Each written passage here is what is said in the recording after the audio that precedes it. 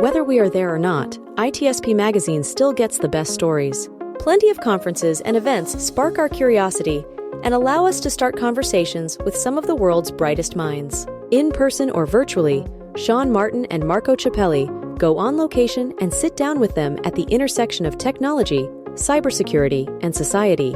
Together, we discover what the synergy of these three elements means for the future of humanity.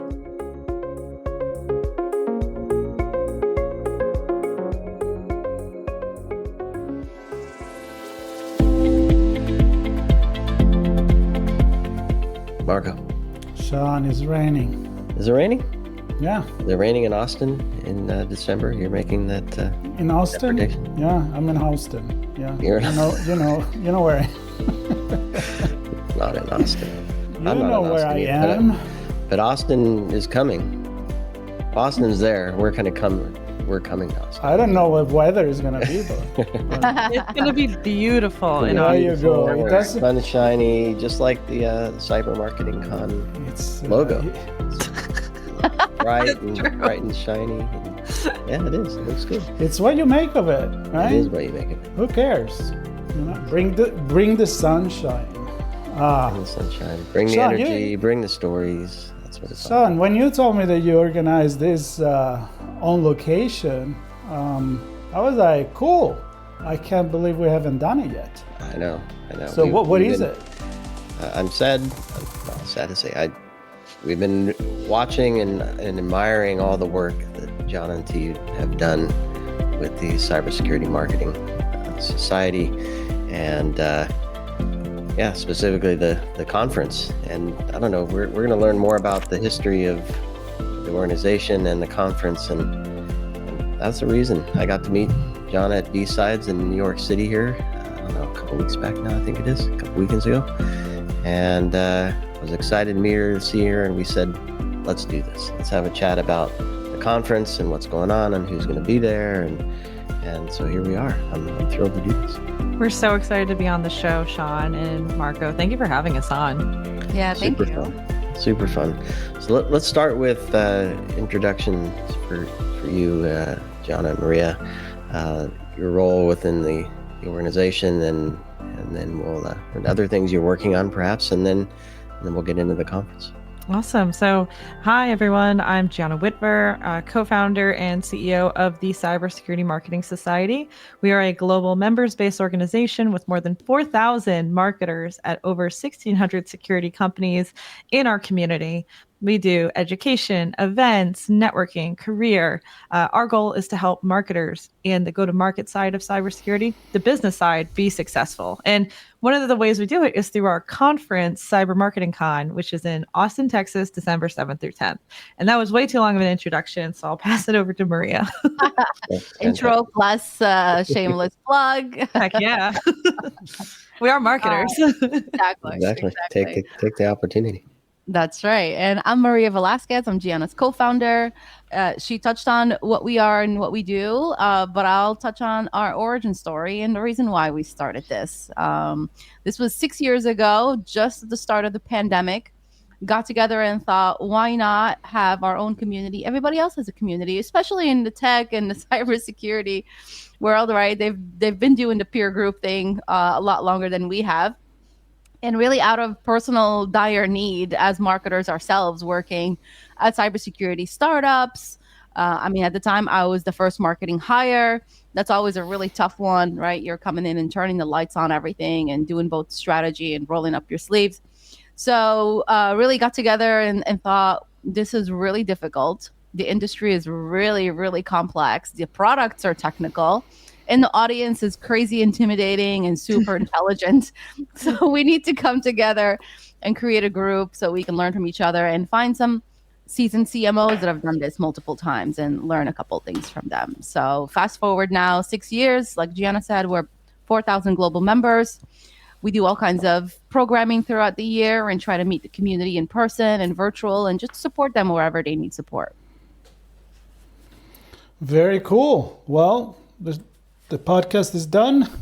The beauty, I like to say this, the beauty of doing podcasts with people that also do podcasts It makes things so easy. Like I don't have to pull teeth or anything like that. But no, we're gonna give you too much teeth, honestly. Right, A lot of biting. I know. Well, at one certain point, we ring the bell and we're gonna kill the episode. But I'm genuinely curious because I've been doing branding and marketing way before I've been doing cybersecurity. I mean, going way back. Actually, started here in Florence, where I am now, and then I moved to the United States. So, cybersecurity marketing for me has been brought in by Sean Martin, right there.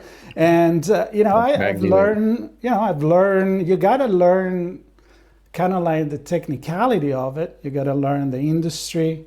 And I agree with you guys. It's a different industry. It's not fashion. It's not consumer product, and it's its own kind of B2B. So Sean and I, we talked often like we should go on stage and talk about our experience talking about cybersecurity for the past 15 years. Sean, even more than that. What did you learn? If you can wrap it up in a little bit about the uniqueness of this industry. Let's start with Gianna and then pass it to Maria. Yeah, I mean, I think the uniquenesses are or at least one part of the uniqueness is that our buyer is highly elusive, right? So they're very busy. They're saving the world and their companies and people from threats, right?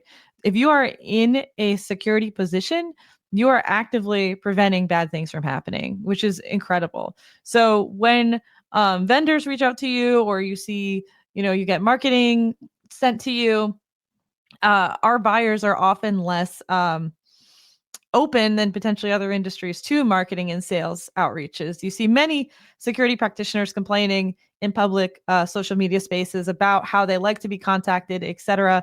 And that's because with both the the seriousness of a lot of their roles, it's an interruption to the work that they're doing. And then two, because there's also a lot of security vendors. I think we're in a very competitive space compared to some of the other spaces out there in the world. They also get a lot of comms sent to them and a lot of marketing and a lot of sales from the many vendors that are out there. So I think the audience, last thing I'll say about the audience too, super technical, right? So they can evade your trackers. They can evade your advertisements.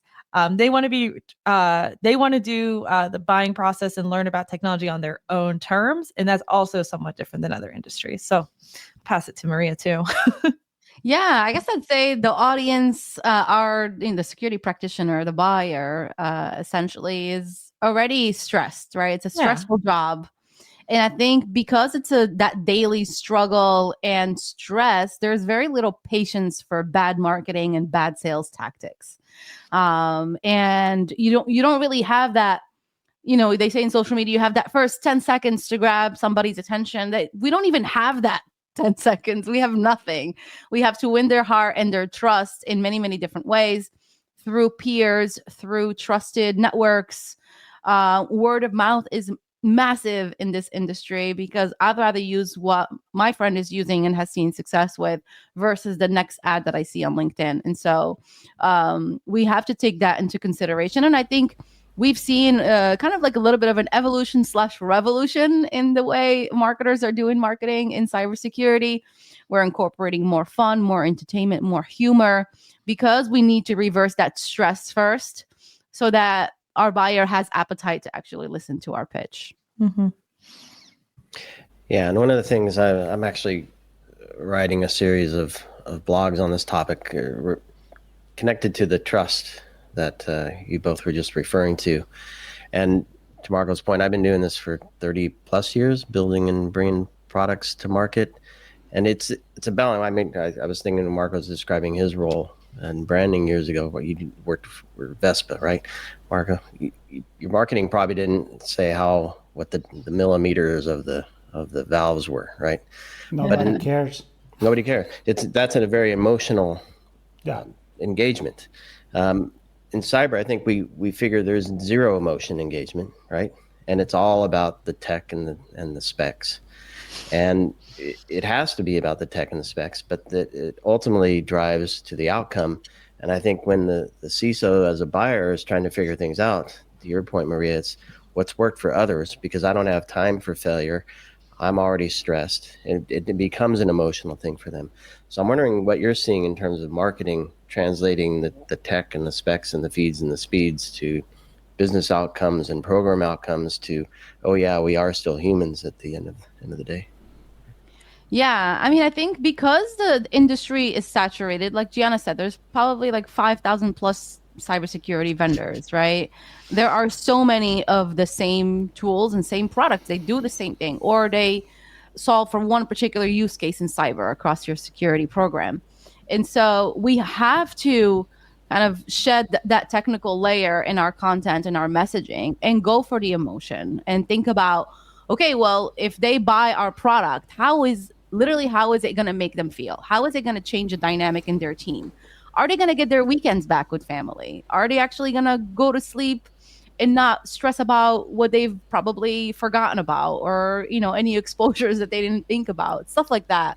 And I think that's the best way, honestly, to pivot your branding, at least your tone of voice, so that you can connect with that human directly versus showing off your technical data sheets. Because you know, the story is, and the truth is, there's a lot of vendors that do exactly what you do. You might have a small differentiator here and there, but you should tap into the differentiator of, how do I make my customer feel? I have amazing customer service, time to value is there, you know, stuff like that. Mm-hmm. And Gianna, what's your take on that? Yeah, I mean, I think too. So we have, I think Maria and I both consider her a mentor, Beth Barak, who is a brilliant head of product, like VP of product marketing. And I think she has taught, at least me, because Maria knows everything already, but she's taught me about this sort of like business value positioning, right? It should not just be speeds and feeds or widgets or gadgets or whatever. It has to be about like the value it's providing to the person buying it and the value that it's providing to the human. And then if you did want to go down to that technical layer, because you still do also, like, eventually they'll download that white paper or whatever afterwards, after they're like, I actually do connect with this brand. Then you have to say how is it different? Doesn't mean it's like 6 versus 7, and that was a very Gen Z reference I just made. God. Sorry, Maria, I know you have kids, and I bet they're like 6, 7 all day. But you know, like, if so, everyone's example, right? Everyone's saying AI, right? We're an AI, whatever, right? Is that valuable? Is your AI different than others in a meaningful way that will drive a business impact? Is something that she has taught me, at least. So. Yeah. Well, I'm going to add something to that, and then we dive into the event, because I can see we're all very passionate about this. So let's not forget the event itself. But I had a personal experience right at Black Hat this year, where I had many people, many CISOs, many founders, CEOs of company. They're like, this is just a big advertisement for Gen AI or for agentic AI in that case. And nobody's really standing out. Like, they're all saying the same thing. It's almost like the product is the agentic AI, but at the end of the day, I don't remember who said what. And I want that, but I don't know really what I want.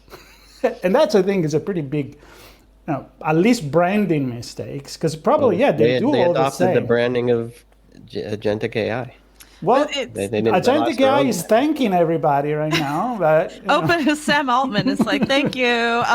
But it's like what Maria was saying, right? Like, your solution, if all you're hinging yourself on is agentic AI, there is literally, like, I could think of like 10 companies that are like, we're the AI SOC right now, right? There's like 70 out there. So if you're just hinging yourself, like Maria said, just on like the tech of it, it's like, where's the how? Where's the human? Where's the value? I don't, like, agentic AI is so vague. And if that's what you remember about their product, I guess if your goal is like, we do agentic AI security, but what's the next level there? What do you actually do? Yeah. And like you said, everyone says it. So how are you going to remember? Yeah. So is this what you're going to talk about at the event? That's a part of it, right? So I will plug, we have an amazing product marketing workshop, because this conversation that we're having here is very incredibly top of mind for anyone in marketing, for CEOs and founders even. Like, what is the value prop of my company in this AI world?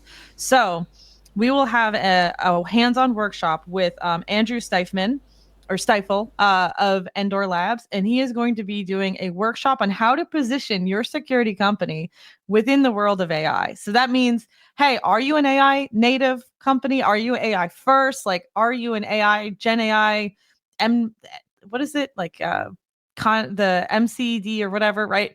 Where and when should you apply this to your company? And like, how can you navigate your company through this AI journey so that you can talk about the value of AI in your products and solutions, but you don't further confuse the market? So that's one really exciting workshop we're hosting at the conference. I love it. Well, give us an overview of the whole thing. I mean, there's a lot here. I'm looking at, you have sessions and workshops and all kinds of things. It's 4 days, 7th through the 10th. It's Kind of give 4 us an days. overview of what's going on there. CyberMarketingCon is the only conference that is 100% dedicated to marketing and go-to-market in cybersecurity. We have tracks for every type of marketing. So we have a brand, demand, ops track. We have a track for CMOs. We have a track for comms and PR and AR. We have a track for demand gen. We have a track for any aspect of cyber. We're expecting more than 550 people to come in person and to learn from your peers, learn from each other throughout the 4 days of the event. Starts on Sunday with workshops. If you're a listener, if you are a marketer, we're going to actually do a marketer CTF. So we're going to do a workshop where marketers learn to hack for the first time, and there's actually a CTF. So make sure to come in on Sunday.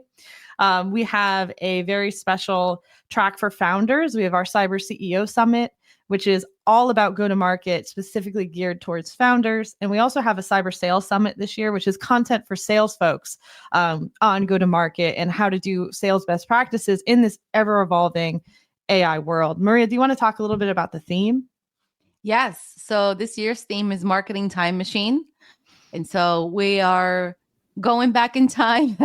Marco saying we're going back in time to, I guess, pay homage to the tried and true marketing fundamentals that have always worked for decades, right? Going back to showing Mad Men era. No. I think more like pricing. Here's the box you buy your CDs in. Yes. No, we're going floppy disks all the way. Yes. But at the same time, we're embracing the future with, all the innovations right now. Obviously, AI is a big part of that.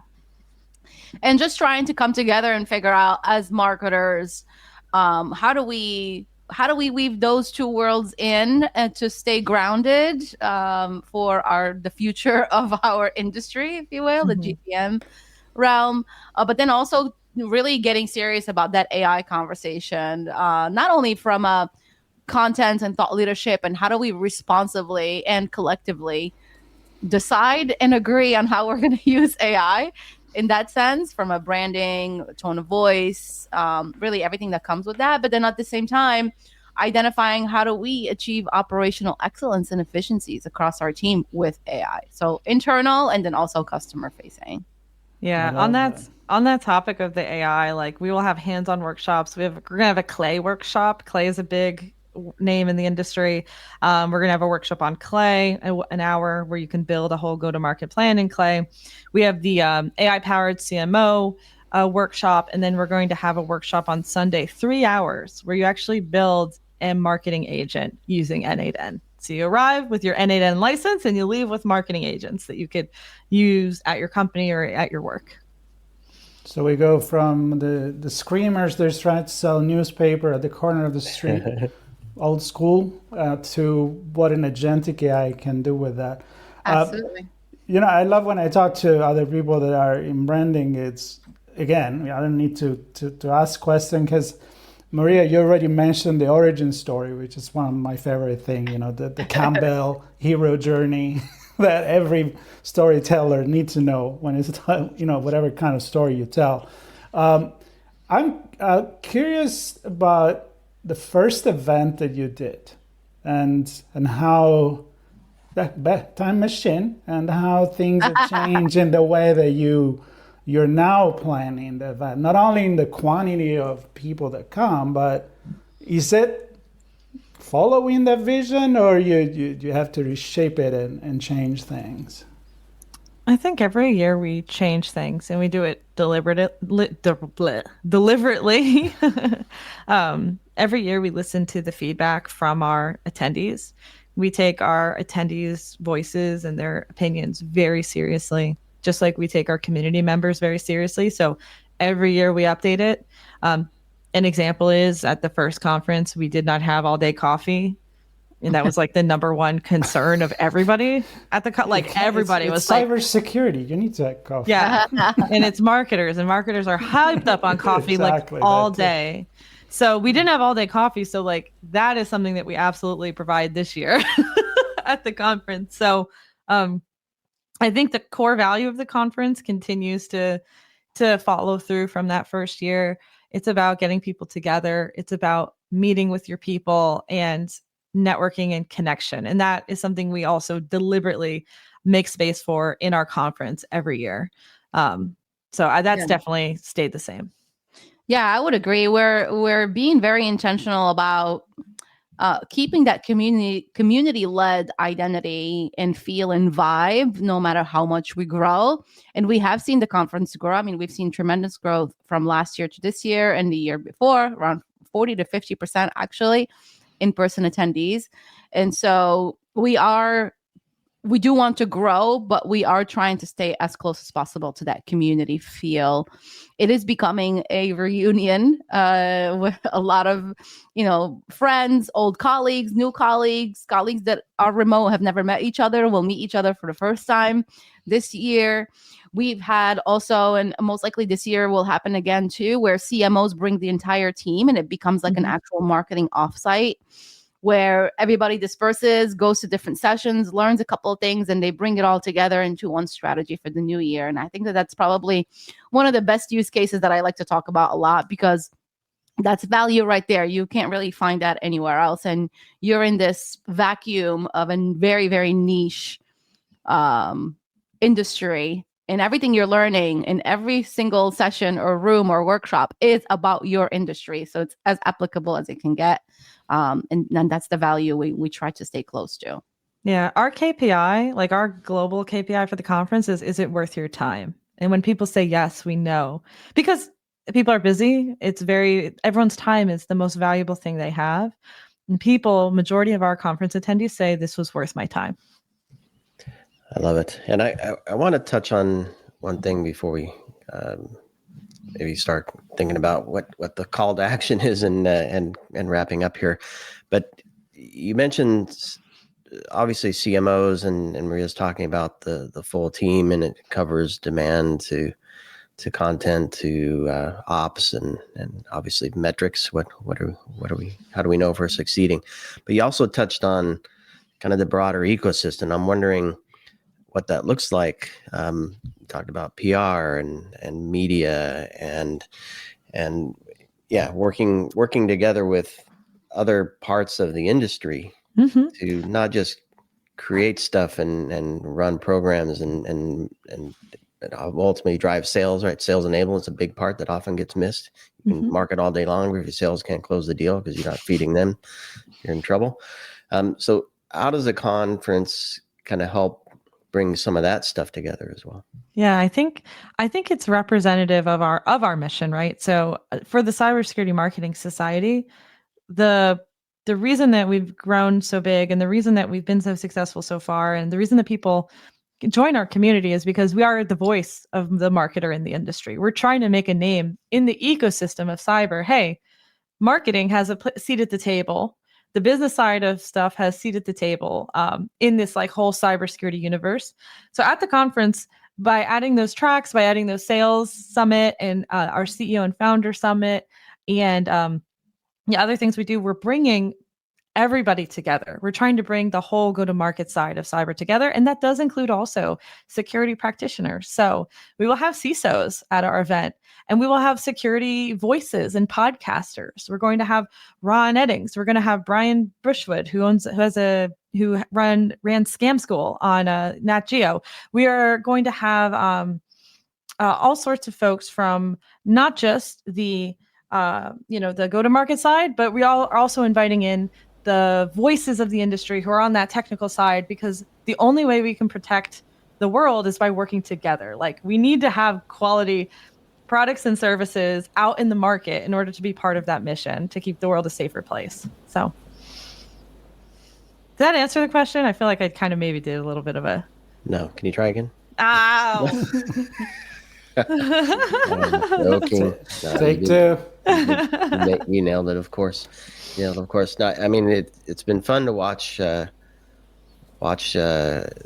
organization grow and the conference build and expand, and yeah, I'm thrilled, like I said, to have met you a couple weeks ago, and thanks to Joshua Mason, who's actually doing the marketing CTF, right? Yo, he is doing that CTF. Yeah. He is so fun to talk to.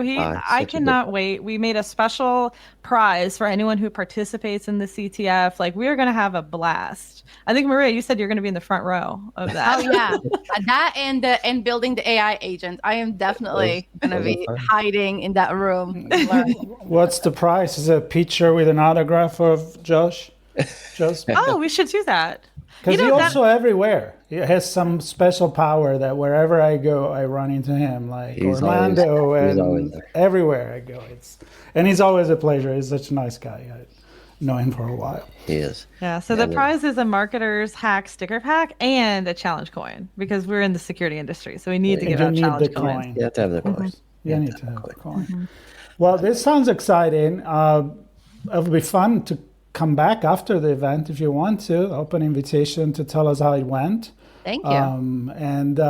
Yeah, I mean, we've been doing the journalist thing and the branding thing, but we are, I think we are marketers at our core. Sean and I, we look at things a little bit different. I'm the storyteller. He's more like, give the stuff to the sales, right? So we kind of butt head at a certain point, but I like how you're building everything together. It does need, especially when you build a brand, the best brands are the one that people feel they belong, right? Sure. And they sell that brand because not there is a brand manual, but because they share the value of that brand and all of that, and it's just very important. So it's exciting. I'd love to have you back and hear more about it. It is the 7th to the 10th of December. And of course, we will have all the links to your LinkedIn and the page so people can connect with you. So Sean, you want to wrap this? Yeah. I think what you've done with the conference is representative of what you're trying to do for the community, which is bring the community together and build a brand that tells the story that you want to hear, right? And so the group of marketers you're bringing together and the ecosystem you're bringing together is super cool. 7th through the 10th. John, I'm gonna try to figure out if I can get my calendar sorted to join you live. Otherwise, there is a virtual, right? For those who want to do that as well. And so I'll leave the final word to each of you, a call to action, and then we'll say goodbye and see everybody. Okay. Well, I think what Marco said, like about people being on an island, marketers were previously on an island, but the Cybersecurity Marketing Society brings them together and makes a place for them to feel like they belong. And our conference, hey, listener, you belong too. Come to CyberMarketingCon. Cybersecurity. Wait, Maria, what's our domain name? Cybersecuritymarketingsociety.com. Yes. Or cybermarketingconference.com. Thank you. There you go. See you there. Well, we'll go there. And of course, Marco and I always love to tell stories. You can connect with us, itspmagazine.com, which is where all of our content is published. And then studioc60.com is where we connect with other marketers as well to help tell their stories and bring things to market. Gianna, Maria, it's a pleasure to see both of you. Wishing you the best with the conference and the society overall. Of course, it's not a one-time deal, so if there's stuff happening throughout the year, perhaps we'll connect throughout the year as well. Yeah. And we'll see everybody in Austin. Thank you so much for having us on the show. Thank you. Bye-bye.